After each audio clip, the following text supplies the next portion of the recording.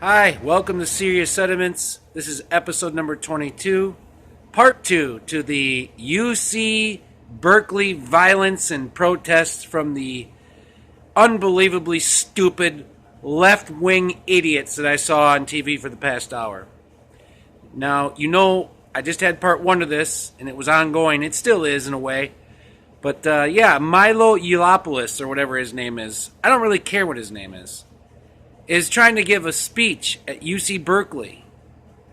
All the protesters that got there early tried to prevent him from getting in the building, and then they were getting up where they were threatening, and the police had to evacuate him and then get rid of Milo. He had to get out of there. And, he's not from this country. And I just heard him on Fox News talking to Tucker Carlson saying, well, I thought when I came to America that this was the land of free speech, home of the brave. But see, here's the point to this. And not only that, before I get to the point, I'm coming in listening to WCCO Radio 830, and the woman on the radio is giving an update about what's happening in UC Berkeley. And she went over a description of Milo, saying, well, he's known to be a racist, homophobic, and I don't think she said homophobic, but racist, white supremacist, basically. Whatever she said, it was so ridiculous. She made him sound like he was KKK. I don't believe the guys with the hoods over their heads, the KKK. I don't think they were very fond of gay people. And Milo's gay.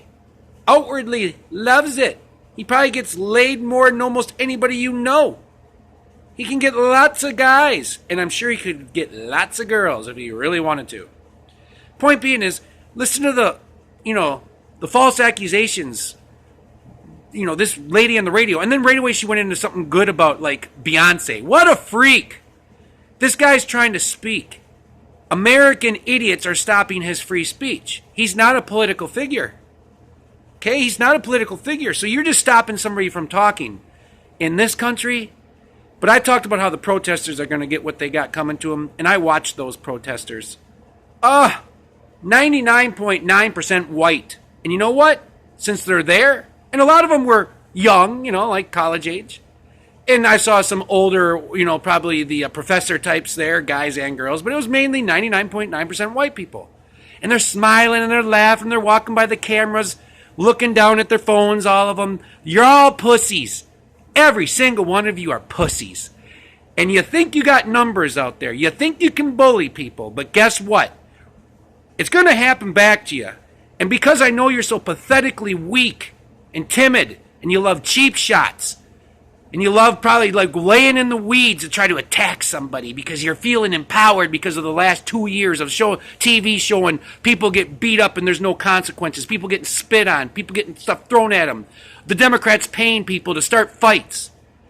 You hate Trump, you hate Milo, so let's not hear them. Shut your ears, we can't hear him. No, that's not your answer. Your answer is to violently interrupt or stop it and burn stuff and walk around looking at your phones like you're tough people.